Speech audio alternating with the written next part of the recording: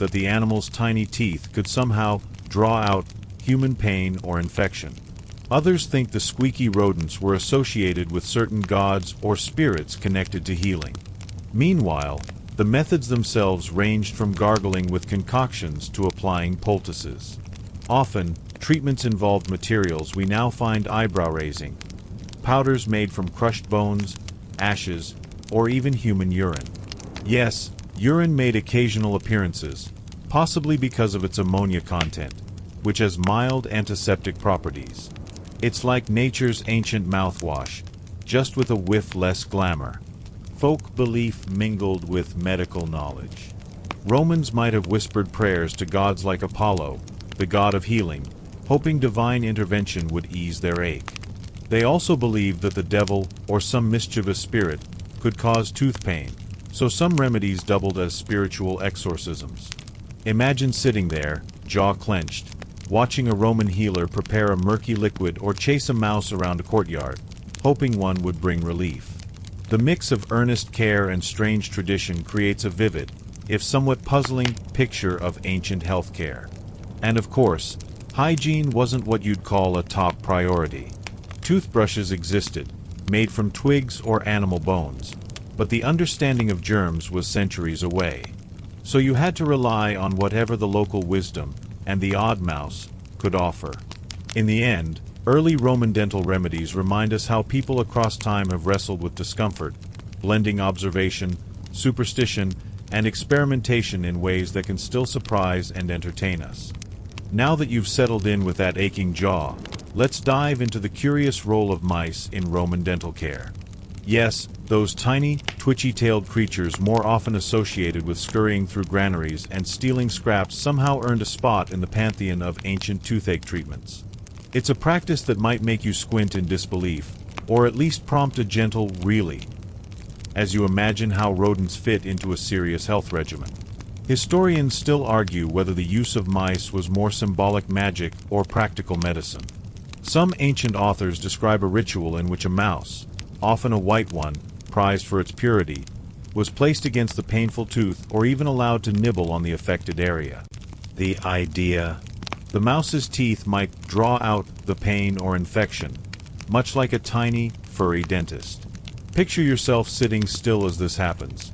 If you can stomach the thought, it was likely seen as a mix of therapy and spiritual cleansing. One fringe tidbit is that white mice were sometimes sacrificed as part of these healing rites, connecting the treatment to religious offerings. Mice in Roman culture weren't just pests. They carried symbolic weight, often linked to fertility, rebirth, and even protection from evil spirits. So their presence in dental cures may have had a dual purpose: physical relief and spiritual balance. Roman medical texts mention this curious connection as well. Galen, the renowned physician of the 2nd century, discussed various remedies but was skeptical of mouse-based cures.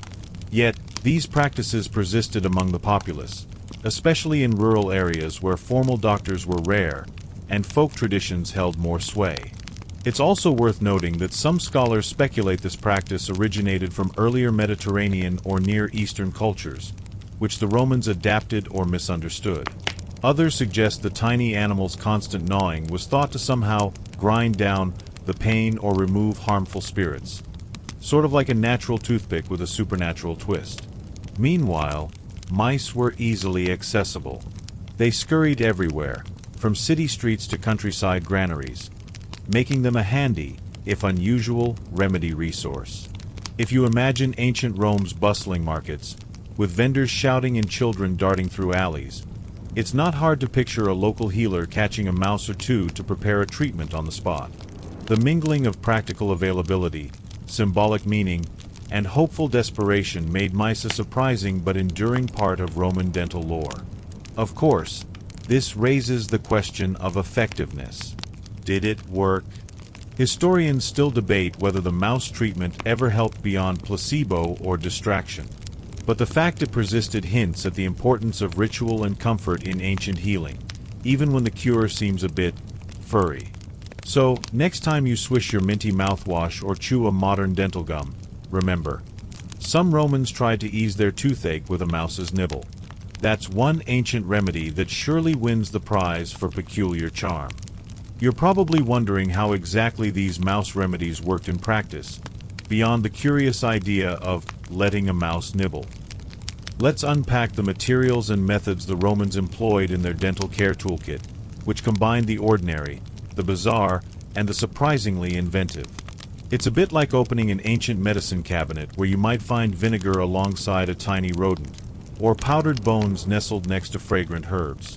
The mainstream fact here is that Roman dental care was surprisingly multifaceted.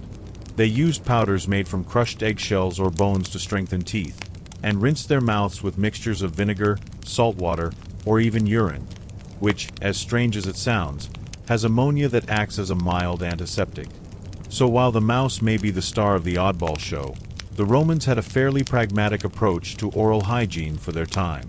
One quirky tidbit involves mouse oil. Some texts hint at an ointment made by infusing oil with mouse fat, which was then applied to aching gums. The exact reasoning is lost to history, but the idea was that the properties of the mouse, perhaps its agility or vitality, could transfer to the patient. It's a bit like ancient aromatherapy meets small mammal mysticism. The application methods varied. Poultices applied to the cheek, chewing sticks carved from aromatic woods, and even small amulets shaped like mice worn around the neck to ward off dental pain. Remember, these were times when spiritual and physical healing often intertwined, so it wasn't just about scrubbing teeth but balancing unseen forces. Roman medical writers also recorded the use of herbal remedies. Chamomile, myrrh, and sage were popular for their soothing and anti-inflammatory effects. These were sometimes combined with more unconventional ingredients, creating pastes or rinses that would make a modern dentist raise an eyebrow but might have provided some genuine relief. It's worth noting that the practice of letting the mouse nibble was likely more ritual than clinical procedure. The tiny bites might have distracted from the real pain or stimulated blood flow to the gums, though probably at the risk of minor irritation. Historians still debate whether this was ever truly effective or just a comforting tradition passed down through generations. As for the mice themselves, they were often captured fresh and used immediately. No sterile surgical conditions here. This probably limited the treatment's safety, but then again, ancient Rome didn't exactly have a CDC. Sometimes the animals were white, symbolizing purity, but the reality of catching a frantic rodent probably made for some tense moments in the healer's hut. And if you think that's a little too wild, consider the other tools of the trade. Bronze dental instruments with tiny hooks and scrapers, used to remove tartar or soothe gums. The Romans were skilled metalworkers, so their dental tools were surprisingly sophisticated, even if their cures sometimes bordered on the eccentric. So the next time you're brushing your teeth with a sleek electric toothbrush, spare a thought for the ancient Romans mixing mouse oil with crushed bones, proof that human ingenuity can be equal parts clever and charmingly odd. As the Romans worked their curious dental remedies, they also maintained surprisingly routine oral hygiene habits, daily rituals that shaped their approach to teeth beyond any mouse-related magic. Imagine waking up in your Roman domus, stepping onto the cool mosaic floor, and reaching for your toothbrush, albeit a far cry from today's nylon bristles and sleek handles. Mainstream fact: the Romans used chew sticks called miswak, or twigs from aromatic trees like mastic or neem. These were frayed at one end and used to scrub teeth, freshen breath, and massage gums. You could say they had their version of a toothbrush, practical, natural, and surprisingly effective. In addition to chewing sticks, Romans swished mouthwashes made from vinegar or herbal infusions. The sharpness of vinegar helped clean teeth, and herbs like mint or myrtle added a fresh scent.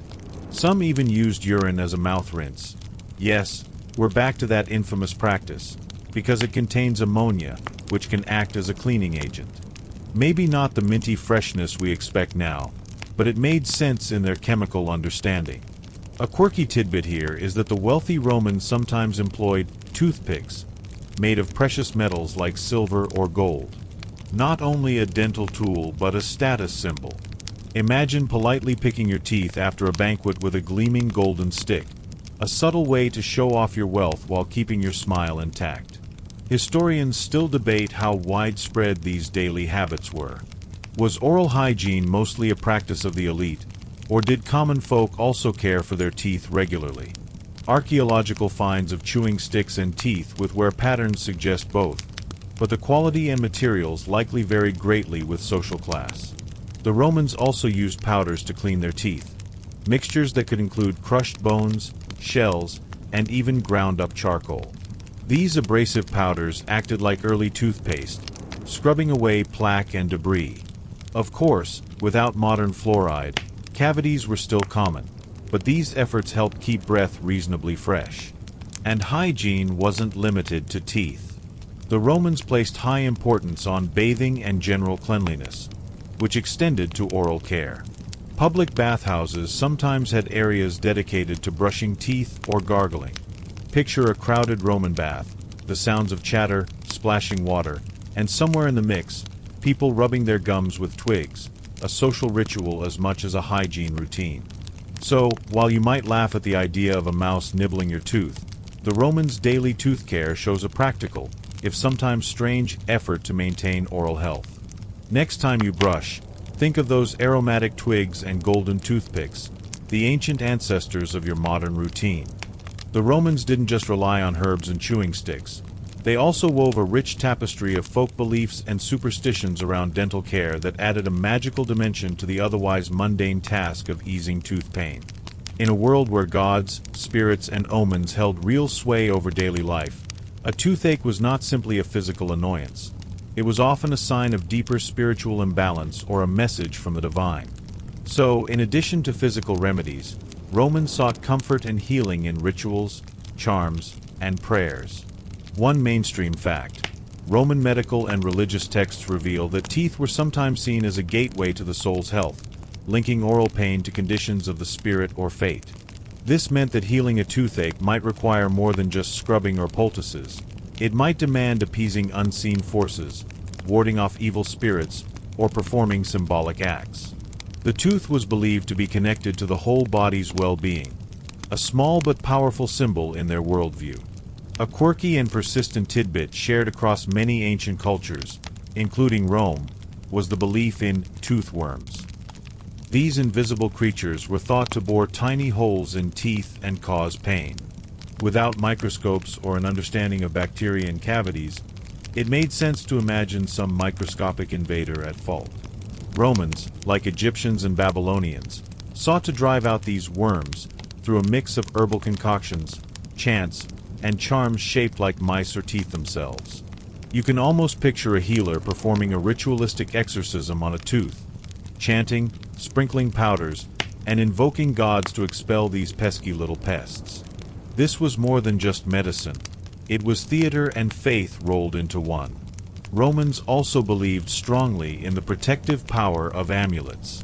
Tiny charms shaped like teeth, mice, or small gods were worn around the neck or carried in pouches as a safeguard against dental pain or infection.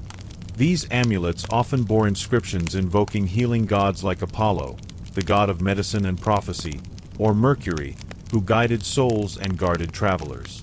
Wearing such a charm might have felt like holding a direct line to divine protection, a comforting talisman when the physical pain seemed unbearable. These amulets were more than mere superstition. They reflected the deep intertwining of religion and medicine. People trusted that these objects could ward off evil spirits, prevent disease, or even draw out pain. Some amulets were believed to possess a kind of sympathetic magic, the idea that an image or symbol could influence real events. So a mouse-shaped charm might confuse the toothworms or distract the pain, much like the actual mouse nibbled the afflicted area. Timing and ritual were also crucial in Roman dental care. Certain days or phases of the moon were believed to be better for performing treatments or rituals. For example, some healers advised waiting until the moon was waning before extracting a tooth, believing this reduced bleeding or minimized pain. Lunar cycles governed many aspects of ancient life, and tooth care was no exception. So you could imagine a patient anxiously watching the moon's progress, waiting for the right moment to have their aching tooth dealt with. Superstitions also extended to very specific, everyday occurrences. For instance, Sneezing during a dental procedure was considered a bad omen, potentially worsening the pain or causing the treatment to fail. So if you're ever nervous before the dentist, imagine the ancient Romans holding their breath, trying to suppress a tickly nose while a healer worked on their tooth, because one ill-timed sneeze might ruin the whole operation. There were also beliefs surrounding the color and type of mice used in dental rituals. White mice, symbolizing purity and health, were preferred for healing rites, whereas black mice might be associated with bad luck or disease. The color symbolism extended to other animals and objects, reflecting the Romans' careful attention to signs and portents in their healing arts. Historians still argue whether these beliefs were genuinely held by most Romans, or simply superstitions adopted by certain social groups to fill gaps in medical knowledge. Some scholars suggest that the wealthy urban elite might have viewed such practices with skepticism, favoring more scientific treatments, while rural or less educated populations relied more heavily on folk magic and ritual. Yet the persistence of these beliefs for centuries indicates they fulfilled an important role, providing comfort and a sense of control in an era when tooth pain was a serious and often intractable problem. What's clear is that these rituals, charms, and superstitions were as much about emotional healing as physical. In a world without effective anesthesia or antibiotics, a toothache wasn't just a minor inconvenience. It was a constant reminder of human vulnerability. The charms and rituals offered hope, a way to cope with pain and uncertainty. This blending of physical and spiritual healing is a hallmark of ancient medicine. You can see echoes of it in many cultures. Medicine men, shamans, and priests who combined herbal remedies with prayers and rituals. In Rome, with its polytheistic and highly symbolic culture, this blend was especially rich and complex. So, as you sink deeper into your pillow tonight, think of those ancient Romans clutching their amulets, whispering prayers to Apollo, and trusting that their charms and chants would make the pain retreat, if only for a little while. Picture the flickering oil lamps, the faint scent of burning incense, and the quiet murmur of hopeful voices as they sought relief in both the seen and unseen worlds. It's a reminder that even when science was limited, people's resourcefulness and faith created a kind of medicine all their own, a medicine made of hope, ritual, and the tiniest of mice. You find yourself stepping into a bustling corner of ancient Rome, where the scent of herbs mingles with the sharp tang of metal tools and the low murmur of patients seeking relief from their ailments. Among the various healers, there are those who specialize in oral health, doctors and dentists, or as the Romans called them, medici and dentistas. While dentistry wasn't quite the polished profession we know today, these specialists played a crucial role in treating toothaches, combining practical skills with the cultural beliefs of the time. The Roman medical tradition owes much to Greek influence. Physicians studied the works of Hippocrates and later Galen, learning about anatomy, herbal remedies, and surgical procedures. Dentistry was viewed as a specific branch of medicine, but was often practiced by freedmen or slaves trained in the trade rather than highly esteemed doctors. Despite this, these early dental practitioners wielded surprisingly sophisticated tools, bronze instruments including forceps, scrapers, and tiny hooks designed to remove decayed tissue or extract problematic teeth. Imagine lying on a simple wooden bench, jaw clenched as a healer, perhaps with limited anesthesia, sometimes just a few drops of wine or herbal extracts, worked carefully to ease your pain. Definitely not a spa day, but for many, it was the best option available. These medical professionals often had dual roles. Some were both healers and priests, blending empirical knowledge with spiritual healing. It wasn't uncommon for a toothache to be treated with a mixture of herbal pastes and prayers, underscoring how intertwined medicine and religion were in ancient Rome. This also meant that healing sometimes involved rituals designed to appease gods like Apollo, believed to protect health, or Mercury, the messenger god associated with healing and protection. Social status played a big part in access to dental care. Wealthy Romans could afford regular visits to skilled dentists who might perform extractions, cleanings, or even craft rudimentary dentures from ivory or bone. In contrast, the lower classes often had to rely on home remedies or itinerant healers who traveled from town to town, offering extractions or quick fixes, sometimes in public markets, turning painful procedures into spectacles. The thought of enduring a tooth extraction while a crowd watched is enough to make you wince. Historians still debate the effectiveness of these early dentists. Without modern anesthesia or sterilization, procedures were risky and painful. Infection was a constant danger, and some treatments might have caused more harm than good. However, archaeological evidence, such as skulls with healed tooth extraction sites and a variety of dental tools, suggests that these practices were widespread and sometimes successful in relieving pain. Interestingly, dental education was mostly practical and passed through apprenticeships rather than formal schooling. There was no official licensing system, so the skill level of practitioners varied widely. Some were highly skilled, while others were barely more than barbers wielding pliers. This lack of regulation meant that trusting your teeth to a healer was as much about reputation as it was about knowledge. The intersection of medicine and magic also invites questions about the beliefs of these practitioners themselves. Did some view their craft purely as a science, or did they wholeheartedly believe that divine favor and ritual were essential to healing? Likely, it was a mix, pragmatism balanced with faith. So, as you picture the clinking of bronze tools, the whispered prayers, and the tense anticipation of the patient, remember that Roman dentistry was a complex dance of skill, belief, and necessity. It laid the foundation for the oral care we now often take for granted, but with a distinctly ancient Roman twist of ritual and resourcefulness. The everyday diet of an ancient Roman was a much bigger factor in dental health, and sometimes dental troubles, than you might expect. Picture yourself sitting at a wooden table, the aroma of fresh bread wafting from a nearby oven, a plate of olives, some salted fish, and honey-sweetened fruits set before you. This typical meal of the Roman world was both a delight and a test for your teeth and gums, presenting a unique blend of textures, flavors, and risks. One mainstream fact is that the typical Roman diet, especially among the common folk, was heavy in coarse grains and bread. These grains were ground on stone mills that often left tiny bits of grit, hard, sharp particles mixed right into the flour. When you bite into a loaf made from such flour, you're essentially chewing on microscopic shards of stone. This grit worked like natural sandpaper, gradually wearing down the surfaces of teeth over years of consumption. While this abrasive effect could be uncomfortable, it also helped scrape away food debris that might otherwise lead to cavities, acting as a kind of primitive dental cleaning agent. However, this wasn't without drawbacks. Teeth worn down by constant abrasion could become sensitive, cracked, or even broken. Dental wear was so common among Romans that archaeologists often find skulls showing evidence of heavy enamel erosion.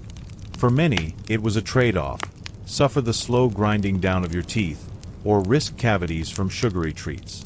And speaking of sugary treats, here's a quirky tidbit. Romans had a particular fondness for a pungent fish sauce called garum. Made by fermenting fish guts and salted water, garum was the ketchup, or perhaps the soy sauce, of its day, poured liberally over just about everything to enhance flavor. While this delicacy added depth and umami to meals, it was highly acidic and salty, which could gradually erode tooth enamel. So, as delicious as garum was, its frequent consumption might have contributed to the deterioration of dental health. It's like enjoying a flavor bomb while unknowingly inviting tooth decay. Honey was another popular sweetener in ancient Rome, used in pastries, drinks, and medicinal concoctions. Unlike modern refined sugar, honey's stickiness made it cling stubbornly to teeth, promoting bacterial growth and cavities if not cleaned away. The Romans didn't have toothbrushes as we do, but some employed chewing sticks or rinsed their mouths with water, wine, or herbal infusions after meals to combat the stickiness. Historians still debate how much tooth decay was caused by diet versus other factors like oral hygiene or genetics. Some suggest that the abrasive grains protected against cavities to some extent, especially in rural populations. Others argue that sweet foods and acidic drinks, more common in urban areas and among the wealthy, increased decay rates. It's likely a complicated mix that varied depending on social class, region, and personal habits. Wealthier Romans had access to more refined grains, fresh fruits, and imported delicacies, all of which were less abrasive but often higher in natural sugars. This introduced different challenges. Sweets like candied fruits, nuts, and honey cakes were delicious but sticky, clinging to teeth and encouraging decay. Meanwhile, the poor often ate a tougher, grittier diet that wore down teeth but may have limited cavities. Excavations of Roman cemeteries reveal fascinating contrasts in dental health between rural and urban populations. Rural skeletons frequently show heavy tooth wear but relatively fewer cavities, while urban skeletons often have less wear but more decay. This suggests that diet was a major factor, with city dwellers enjoying softer, sweeter foods but paying a price in tooth health. Wine was a daily staple in Roman culture, typically diluted with water and consumed at most meals. However, the acidity of wine posed a risk to teeth, gradually eroding enamel and increasing sensitivity. Repeated exposure to acidic drinks, combined with sugary foods and limited oral hygiene, created a perfect storm for dental problems. Interestingly, some Romans chewed resin from trees, early forms of chewing gum that helped freshen breath and may have had mild antimicrobial properties. This practice shows an awareness of oral care beyond just diet and remedies, hinting at early attempts at maintaining dental health through mechanical means. Roman literature and art even reference chewing sticks and rinsing practices, suggesting that many Romans were conscious of oral hygiene, at least to some degree. Still, the tools and methods were crude compared to modern dentistry, and toothaches remained a common affliction. So your sweet tooth, or in the Roman case, a love for honey, candied fruits, and pungent garum, was both a source of pleasure and a potential source of pain. The interplay of diet, hygiene, cultural habits, and social status created a complex landscape for dental health. Ancient Romans navigated this with a blend of practical remedies, rituals, and yes, sometimes a little help from mice, nibbling their way through toothaches in ways we're still unraveling today. You've already wandered through the diets and dentists of ancient Rome, but now it's time to delve into the remedies themselves. The strange, the practical, and the surprisingly resourceful ways Romans tried to soothe toothaches. Imagine yourself reclining in a dimly lit Roman atrium, the flicker of oil lamps casting dancing shadows on frescoed walls, while a healer prepares a concoction that might just ease your pain or, at least, offer a moment's relief. One mainstream fact is that Roman medical texts, including some penned by Galen, describe a variety of herbal pastes, powders, and poultices designed to alleviate tooth pain.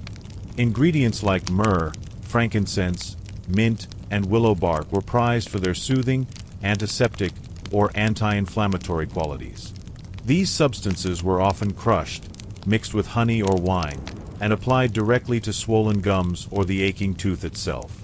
Imagine the bitter tang of myrrh resin in a thick paste or the sharp freshness of crushed mint leaves gently numbing your gums.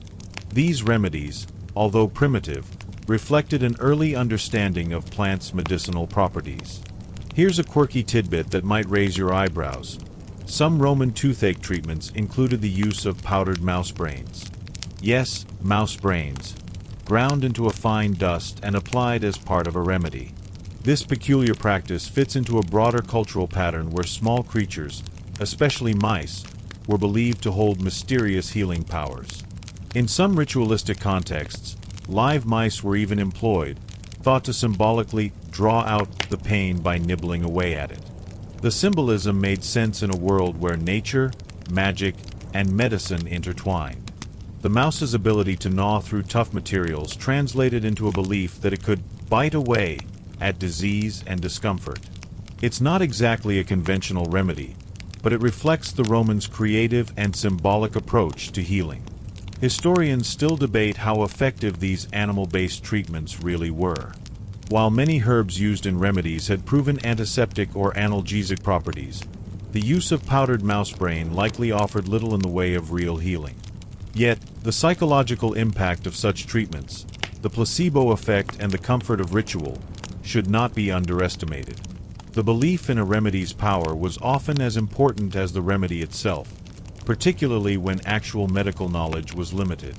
Roman dentists and physicians also employed various metal instruments for physical treatment. Tooth extraction, although painful and risky without modern anesthesia or antiseptics, was sometimes necessary to relieve unbearable pain. Tools like bronze forceps, hooks, and scrapers were used to remove decayed or infected teeth. However, extraction was generally considered a last resort. Preserving the natural tooth was preferred, hinting at a surprisingly modern understanding of oral health. Archaeological finds of dental instruments suggest that practitioners took care and precision seriously, even if the experience was undoubtedly harrowing for patients. Pain relief options were limited.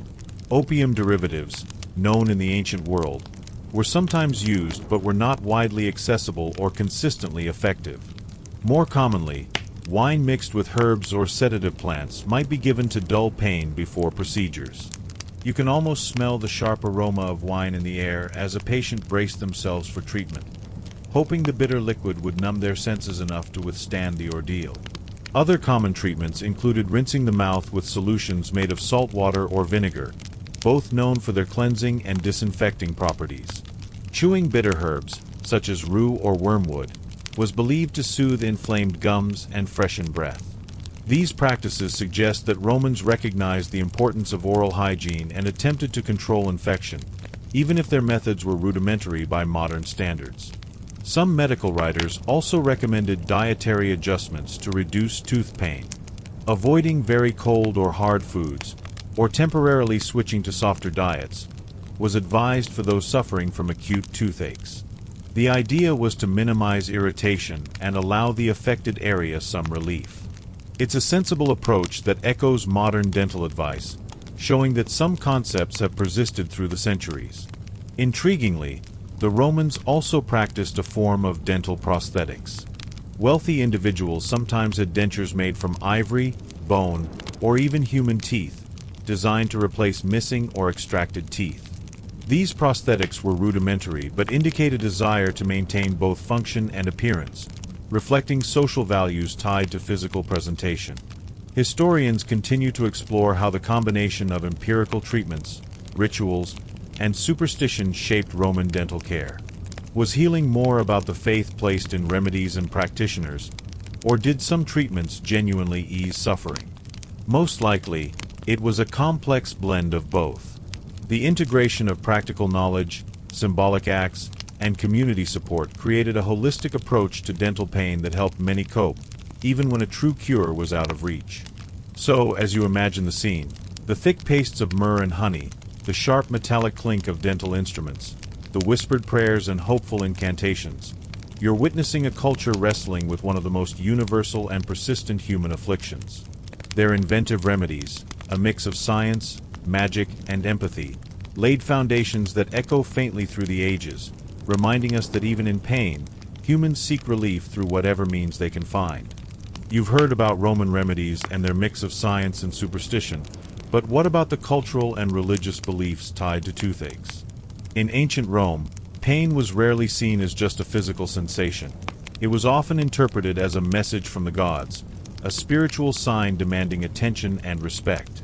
Imagine yourself sitting in the quiet, shadowy interior of a Roman temple, the flickering glow of oil lamps casting soft light on marble statues, while a priestly healer offers you not only herbs and poultices but prayers and spiritual comfort. The experience was as much about faith and ritual as it was about medicine. One mainstream fact: Romans believed that ailments, including toothaches, could be caused or relieved by divine forces. Gods such as Apollo, god of healing and prophecy, and Aesculapius, god of medicine and healing, were frequently invoked during treatments. Temples dedicated to these deities sometimes doubled as healing sanctuaries where patients came seeking not just physical cures but also spiritual cleansing. Priests and attendants would perform rituals, offer sacrifices, and recite prayers, hoping to earn the favor of the gods and help relieve suffering. For the patient, this was a holistic approach. Body and spirit needed tending alike. Here's a quirky tidbit. Romans practiced a variety of apotropaic rituals, practices intended to ward off evil and misfortune, to protect against tooth pain. Wearing amulets was one common method. The bulla, a small locket worn around the neck, often contained protective symbols or charms thought to repel evil spirits or bad luck. Some Romans carried tiny figurines shaped like animals, such as dogs or snakes, believed to have protective powers. The idea was that these talismans could shield the wearer from ailments, including toothaches. In some cases, tooth-related pain was thought to be caused by malevolent spirits or curses, so these charms served as a kind of spiritual armor. Historians still debate how much these beliefs influenced actual health outcomes. From a modern perspective, prayers and amulets don't have a direct physiological effect, but the psychological comfort and the community support that rituals provided were likely significant. The placebo effect, combined with the reassurance of ritual and the social bond with healers and family, may have helped patients endure pain better or even experience real relief. Beyond the major gods, Romans also worshipped household spirits known as lares. These guardian spirits were believed to protect families and their health, including dental health.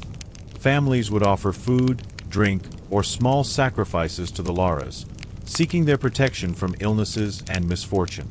This close connection between everyday life and spirituality meant that health was woven into the fabric of daily religious practice. In addition, the belief in the evil eye was widespread in Roman society. It was thought that envy or malice from others could cause harm, including toothaches. To counteract this, people used spells, charms, and incantations. Some of these spells were inscribed on lead tablets or etched into household objects.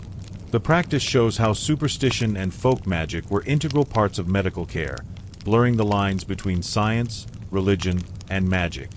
Interestingly, some rituals involve the use of specific sounds or actions to drive out pain. For example, chanting certain phrases or performing symbolic acts like touching specific body parts was thought to redirect or expel the source of illness. Such practices reveal a worldview where the body was connected to unseen forces, and healing required more than just physical intervention. The role of community and family was also important. Seeking help for a toothache might involve consulting not only a physician but also a priest, a midwife, or a wise woman. Remedies might include both medical treatment and spiritual practices, showing a holistic approach to health. This blending of knowledge systems was typical of ancient medicine, which rarely separated physical and spiritual care as distinctly as modern medicine tends to. So, your journey through Roman dental care wouldn't be complete without understanding this spiritual dimension. The experience of toothache was not just a matter of nerves and enamel, but a story involving gods, magic, and communal rituals, all part of the rich tapestry that shaped ancient Roman life and health. You've explored remedies, rituals, and the spiritual side of Roman dental care. Now let's delve into the actual practice of dentistry itself. Picture a bustling Roman street, with the sounds of merchants hawking their wares blending with the clatter of wooden carts. Amidst this lively backdrop, a medicus or dentist sets up a humble workshop, preparing their tools to treat patients seeking relief from tooth pain. Though dentistry wasn't a specialized profession as we know it today, it was recognized as an important part of medicine, with practitioners who took pride in their craft. One mainstream fact is that Roman dentists employed a surprising array of metal instruments. These included forceps designed for tooth extractions, scalpels and scrapers to clean and treat decayed areas, and even rudimentary drills made from bronze or iron for removing tooth decay. Archaeological finds have uncovered sets of dental tools with fine craftsmanship, indicating a keen desire for precision and efficacy. Extraction was common for painful or infected teeth, but preserving natural teeth was preferred whenever possible, reflecting an understanding of oral health that feels surprisingly modern. Here's a quirky tidbit. Some Roman dentists were also artisans of dental prosthetics. Wealthy Romans sometimes sported dentures made from human or animal teeth, carved ivory, or even gold wire to replace missing teeth. These early false teeth were not always comfortable or aesthetically perfect, but they served important functions, helping wearers maintain their social appearance and continue eating with some semblance of normality. The effort put into dental prosthetics reveals how deeply social status and appearance were tied to dental health in Roman society. Historians still debate the level of formal training Roman dentists received.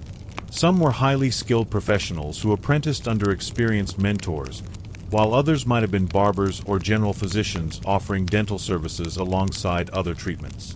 Medical texts from the era suggest dentistry was often considered a subfield of medicine rather than an independent discipline. Pain management during dental procedures was rudimentary at best. There was no modern anesthesia, but sedatives such as opium derivatives or herbal mixtures were sometimes administered to dull the pain. Treatments demanded great courage from patients, and some medical writers advised dentists to be quick and careful, aiming to minimize suffering whenever possible.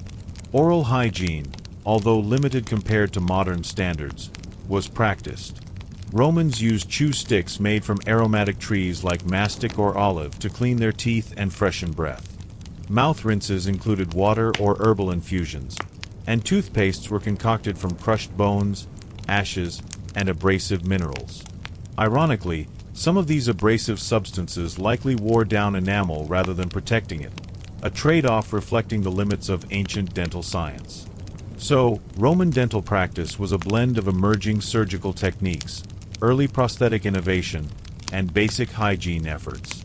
It was a combination of skill, experimentation, and patient bravery that laid foundational stones for dentistry as a medical discipline, a testament to human ingenuity in the face of persistent pain. You've learned about Roman dentistry's tools and prosthetics, but now let's consider how toothaches influenced daily life and social interactions.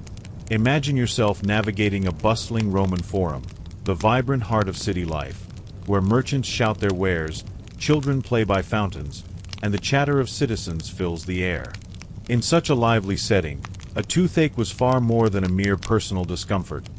It could color your mood, affect your speech, and influence your standing in the community. One mainstream fact is that tooth pain was a common complaint across all social classes, from wealthy patricians reclining on marble couches to humble plebeians laboring in crowded streets. While access to dental care varied widely, the experience of toothache was universal and could be deeply debilitating.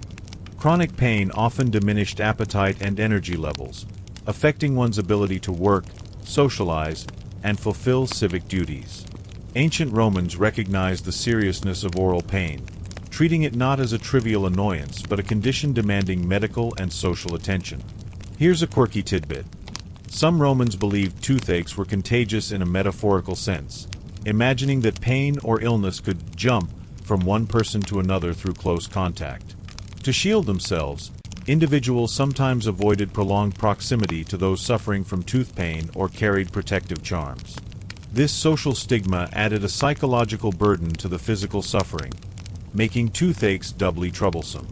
The fear of contagion might seem odd now, but it echoes modern anxieties about infectious diseases and social distancing, just without the science. Historians still debate how much tooth pain influenced Roman behavior and social dynamics. Did people with severe dental issues withdraw from public life or avoid social gatherings? Did the stigma surrounding dental afflictions impact marriage prospects, business dealings, or political influence? While direct evidence is scarce, literary and epigraphic sources hint that dental health carried social weight, shaping how individuals were perceived and how they navigated public life. Toothaches also influenced language and expression. Roman writers often used dental pain metaphorically, equating it with emotional distress, moral failings, or social ills. The phrase, "a toothache in the soul," appears in some texts to describe inner turmoil, showing how deeply the experience of tooth pain resonated culturally. This symbolism indicates that oral health was not just physical but woven into the fabric of Roman thought and communication. Moreover, public spaces played a surprising role in managing oral health. Some fountains and baths were reputed to have waters with healing properties for dental ailments. People might visit these venues not only for cleanliness or relaxation, but hoping that the mineral-rich waters would soothe toothaches. These practices combined medical, social, and spiritual care, highlighting the communal aspect of health in Roman society.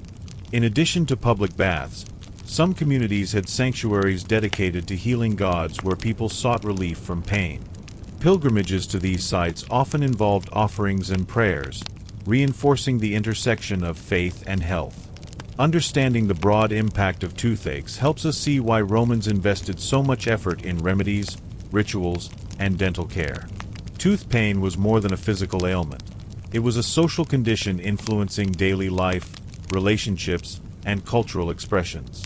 So next time you grimace over a minor toothache, remember that in ancient Rome, this discomfort could ripple across your whole existence. You've now seen how toothaches could ripple through daily life in ancient Rome, from temples to public baths to whispered conversations in the forum. But what happened when all the prayers, poultices, and powdered mice failed? That's when the final resort, extraction, came into play. And make no mistake, in a world without anesthetics or antibiotics, this was not a decision taken lightly. So let's step into the chamber of a Roman medicus, where the air smells of bronze, herbs, and quiet dread, and a patient braces themselves for a moment of sharp relief and sharper pain. One mainstream fact: tooth extraction was a recognized and routinely performed procedure in the Roman world, especially for abscessed or irreparably decayed teeth. Roman dental texts describe specific instruments, such as forceps, called vulselli, and hooks, crafted from iron or bronze, with curved or angled tips designed to grip and remove a problem tooth. These weren't clumsy tools. They were thoughtfully engineered for leverage, precision, and speed. Still, no matter how refined the technique, there was no avoiding the raw pain of an unsedated extraction. A patient might bite down on leather or a stick, or simply grit their teeth, well, the remaining ones, while trying not to scream. Here's a quirky tidbit. Some Roman dentists kept jars or boxes of extracted teeth as a sort of marketing tool. These weren't morbid trophies, but rather proof to prospective patients that the practitioner had experience. It may sound grim to us, but in the absence of certifications or diplomas, a pile of molars could go a long way in reassuring a nervous client. See? The medicus might gesture. They all survived. Probably. Historians still debate whether sterilization practices were truly effective in preventing infection after extraction. Some sources suggest tools were cleaned with boiling water, vinegar, or even wine. Others argue that cleaning was more symbolic, wiping the instrument, perhaps whispering a blessing, but not much more. Even so, given the number of skeletal remains that show healed extraction sites without signs of spreading infection, it appears that many Romans endured dental surgery and lived to tell the tale, or at least chew again. What happened after the tooth was out? Post-extraction care, surprisingly, was somewhat sophisticated. Medical writers recommended a soft food diet, warm porridge, mashed legumes, diluted wine, and avoiding extremes in temperature. Patients were told to keep the mouth clean with rinses of salt water or gentle herbs like sage and thyme. Bleeding might be stanched with cotton soaked in vinegar, or packed with crushed myrrh, both believed to reduce swelling and promote healing. There were also social and spiritual rituals attached to extractions. In some communities, it was considered unlucky to throw away a tooth casually.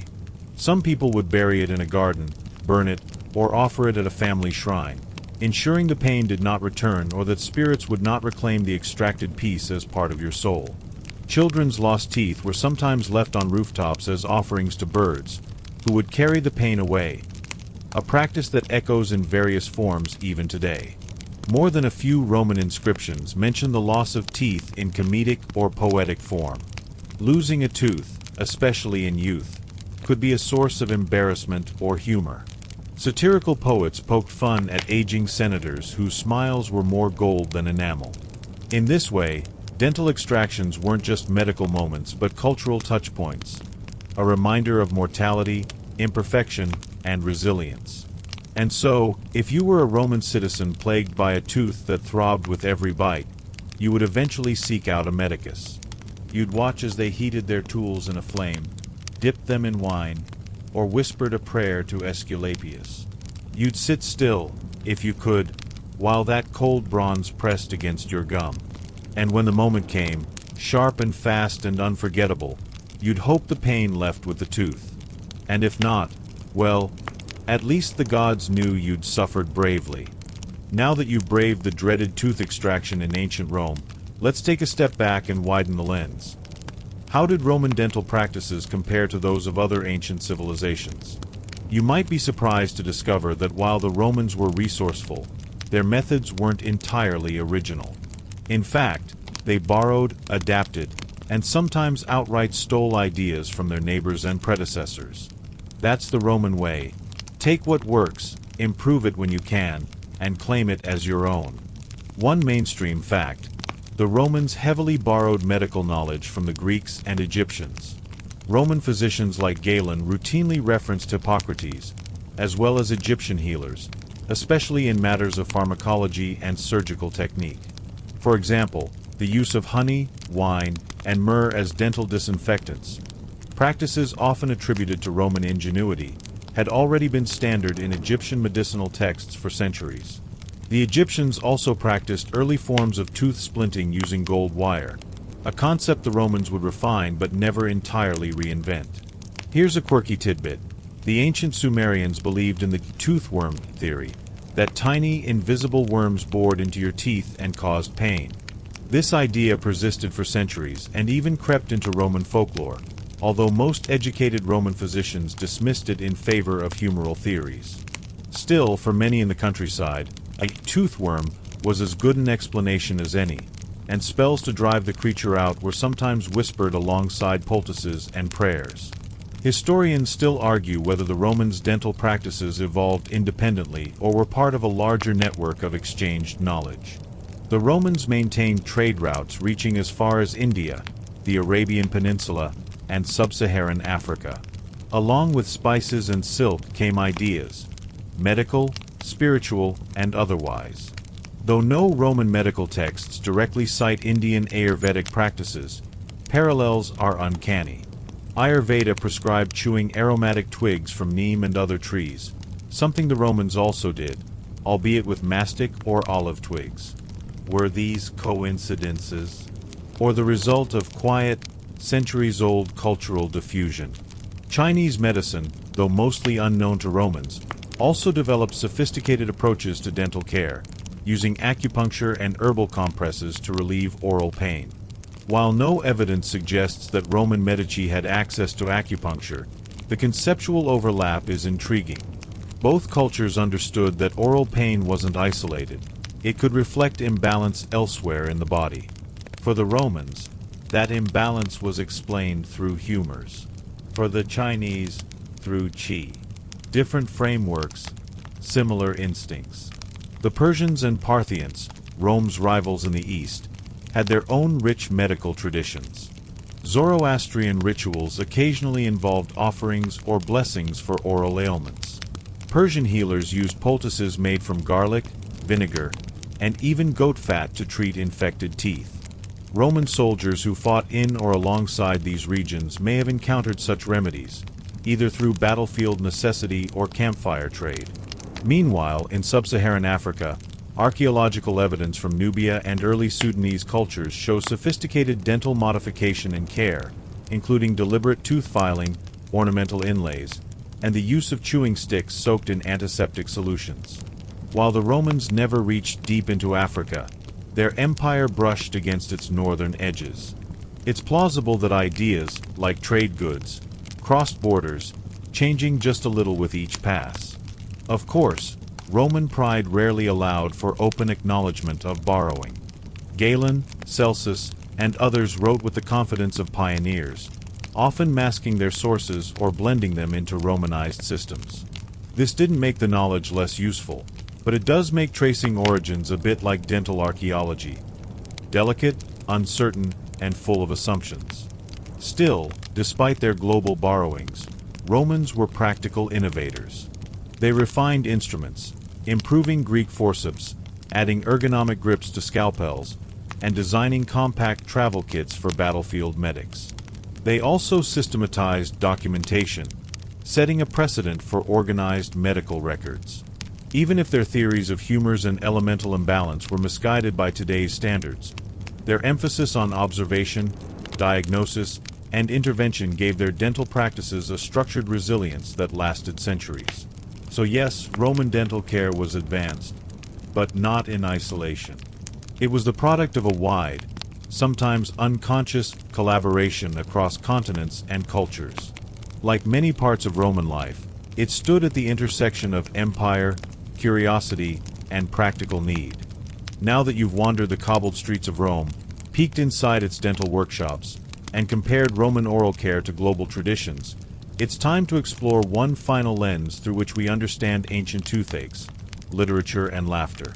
Because even in the Roman Empire, land of emperors, philosophers, and aqueducts, no one was above a good old-fashioned tooth joke. Bad teeth, aching jaws, and suspicious dentures didn't just inspire remedies and rituals. They also inspired poetry, satire, and theatrical roasts. One mainstream fact: Roman poets and playwrights frequently referenced dental issues, often using them as shorthand for age, decay, or social embarrassment. Martial, the prolific and sarcastic master of the Latin epigram, was particularly fond of mocking his contemporaries for their dental dilemmas. In one scathing verse, he accused a rival of having a full set of teeth, all of them purchased. In another, he noted that a woman's smile shone with borrowed ivory. These weren't medical observations. They were comedic burns, and they worked because dental flaws were a common and visible part of Roman life. Here's a quirky tidbit. There are documented accounts of Romans gifting each other dental hygiene items as both practical tools and backhanded insults. A beautifully decorated ivory toothpick or a silver box of powdered toothpaste might be presented to a friend, or enemy, with a wink and a not-so-subtle message: "You need this more than I do." These gestures were immortalized in poems, many of which were read aloud at feasts where the line between joke and jab blurred deliciously. Historians still debate whether these references reflect widespread societal obsession with dental aesthetics or simply served as useful metaphors. Did the average Roman really care that much about a missing incisor, or was it just a stand-in for moral decay and old age? Literary sources exaggerate for effect, of course, but the frequency of dental humor suggests a shared, relatable pain, both literal and figurative. The Romans also incorporated dental ailments into their theater. In Plautus's comedies, you'll find characters dramatically clutching their jaws, complaining about inflamed gums, or delivering punchlines mid-grimace. One character even claims he can't lie convincingly because of a molar that won't let him smile. This type of humor played well with live audiences, who likely knew the sensation of a dull ache while trying to look dignified. It was exaggerated, yes, but not unrealistic. And the humor didn't stop with words. Artifacts show visual gags as well. Graffiti from Pompeii includes crude drawings of toothless figures yelling or drooling. Small figurines of elderly women with exaggerated tooth gaps have been found in household shrines, possibly used as either warding charms or jokes passed between friends. Romans, like us, used humor to cope with pain. A bad tooth couldn't be cured with a laugh, but it could be made a little more bearable. Beyond satire, inscriptions and epitaphs occasionally mention dental suffering in surprising ways. On one gravestone, a man is described as laughing even with an aching jaw, suggesting a personality resilient in the face of pain. Another tomb inscription warns future generations, "Do not trust figs in spring," which scholars interpret as a reference to cracked teeth or seasonal toothaches caused by cold fruit. These aren't just passing mentions. They're part of how people wanted to be remembered. Dental appearance also played into ideas of virtue and status. White, straight teeth were a symbol of youth, wealth, and good breeding. In contrast, decayed or crooked teeth implied poverty, laziness, or even divine punishment. Elite Romans went to great lengths to preserve their smiles, rubbing their teeth with abrasive powders made from ground pumice or oyster shells, effective at whitening, yes, but also likely to erode enamel over time. Still, better worn-down teeth than yellow ones. Halitosis, or bad breath, was another target of mockery. Ancient authors, including Seneca, comment on the social implications of foul-smelling breath, especially in close conversations or public speaking. Remedies included chewing parsley, fennel seeds, or even mint soaked in vinegar. And of course, those with chronic halitosis might find themselves the object of a martial epigram. which was something like being subtweeted by a poet with a cult following. Cosmetic enhancements were also a source of suspicion. Romans were aware of dental prosthetics and whitening tricks, and many distrusted them. A woman with 2 perfect teeth might be accused of vanity or witchcraft. Likewise, men with dazzling smiles past a certain age could be mocked for trying too hard. This wasn't just aesthetic snobbery. It reflected Roman anxieties about authenticity and deception. Interestingly, dental references also appear in medical writings in ways that blend observation with philosophy. Galen, for example, didn't just document how to treat dental abscesses. He also mused on the symbolic importance of the mouth as both entrance and exit, a gateway for nourishment, speech, and yes, pain. The mouth was where truth emerged, or failed to. A person's moral character might be read, metaphorically or literally, in their smile. And so, teeth became both literal and literary. They were biological tools and metaphors, practical concerns and punchlines.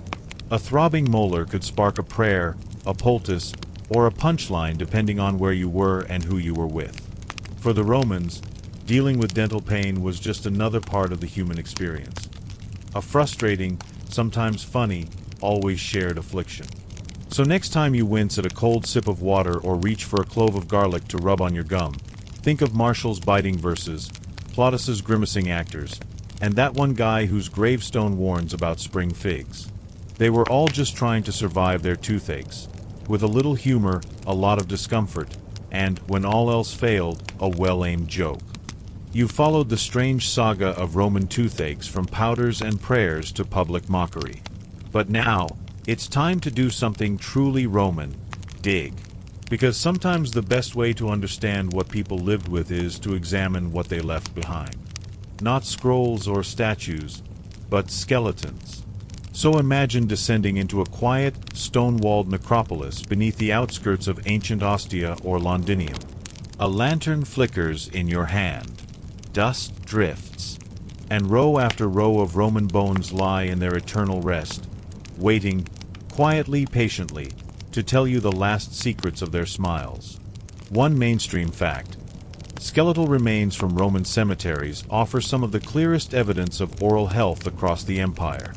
Analysis of thousands of skulls from sites like Pompeii, Herculaneum, and Vindolanda shows widespread tooth decay, enamel wear, and dental abscesses. Cavities were common, especially among urban populations, likely due to grain-heavy diets and a lack of refined sugar, but still enough natural starch to feed bacteria.